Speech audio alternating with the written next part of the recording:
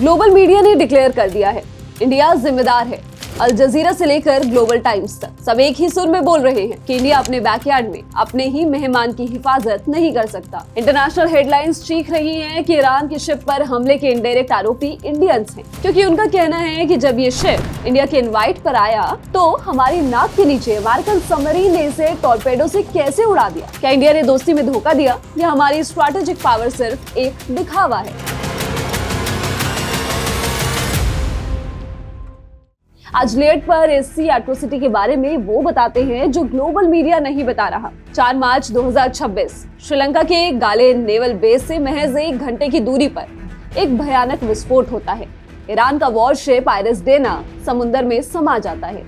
इसमें 180 लोग सवार थे, जिसमें से 87 सेलर्स की मौत हो चुकी है और 60 अभी भी लापता है। US secretary of war Peter Hegseth ने पेंटागन से बड़े फख्र से कंफर्म किया कि एक अमेरिकन सबमरीन का क्वाइट डेथ अटैक था। ईरान के फॉरेन मिनिस्टर अब्बास अरगची ने एक्स पर गुस्से में लिखा, डेना इंडिया की नेवी का मेहमान था। उनका इशारा साफ था, इंडिया ने अपने गेस्ट को मरने के लिए छोड़ दिया। लेकिन क्या ये वाकई इंडिया की गलती थी?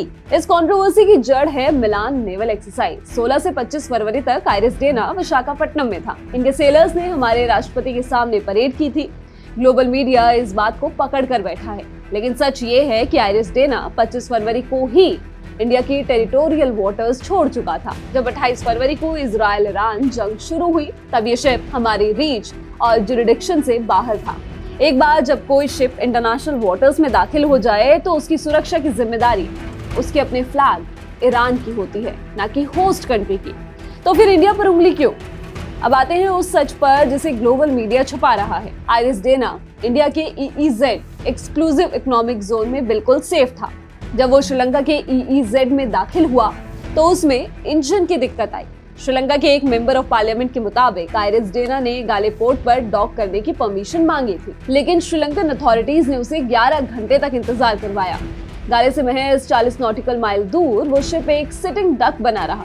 उसे 11 घंटे के गैप में यूएस सबमरीन ने उसे डिटेक्ट किया और टॉर्पेडो दाग दिए।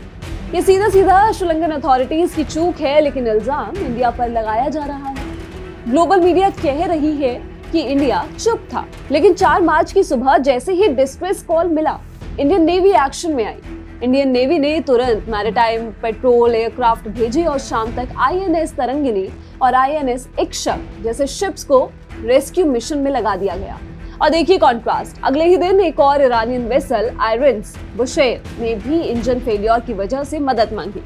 इस बार श्रीलंका ने ह्यूमैनिटी के नाम पर उसे डॉक करने दिया और 208 मेंबर्स को इवैक्यूएट किया।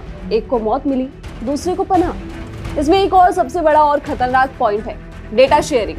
एनालिस्ट ब्रह्मा शलनी पूछ रहे हैं कि अमेरिका ने मिलान एक्सरसाइज के डेटा का गलत इस्तेमाल करके डेना को ट्रैक किया। अगर ऐसा हुआ तो ये पीस प्रोटोकॉल का सबसे बड़ा धोखा है। साथ ही अमेरिका दबाव बना रहा है कि इंडिया लेमोआ अग्रीमेंट एक्टिवेट करे ताकि वो हमारे पोर्ट्स यूज करके ईरान पर अटैक कर सके। इंडिया की साइलेंट डिप्लोमेसी दरअसल एक रिस्पॉन्सिबल बैलेंसिंग एक्ट है। हम नहीं चाहते कि इंडियन ओशियन एक फुल स्केल वॉर जोन बने। डेना का डूबना एक डेंजरस प्रेसिडेंट है जिसे इंडिया के खिलाफ एक सोची समझी प्रोपेगेंडा वॉर की तरह यूज किया जा रहा है।